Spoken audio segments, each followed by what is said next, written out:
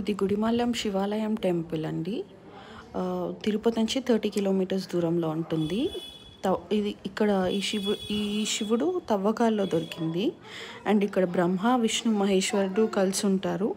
అందుకని పరశురాముడు అనే పేరు వచ్చింది. అండ్ గుడి గజపుష్టి రూపంలో ఉంటుంది.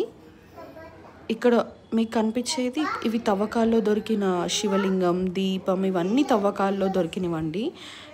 2600 సంవత్సరం క్రితం నాటి గుడి. అండ్ బయట ఆనందవల్లి అమ్మవారు ఉంటారు.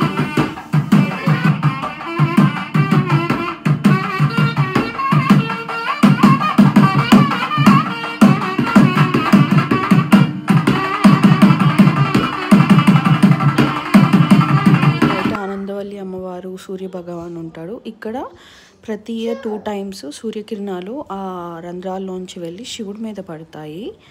ఇక్కడ చాలా ఒక డిఫరెంట్ టైప్ ఆఫ్ ఎనర్జీ ఉంటుంది. అండ్ చాలా పురాతనమైన గుడి, గుడిమల్లం అనే గుడి.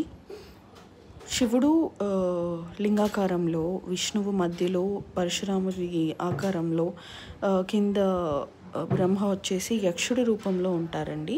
అండ్ సూర్య భగవానుడు ఉంటారు గుడి ఇక్కడ బయట.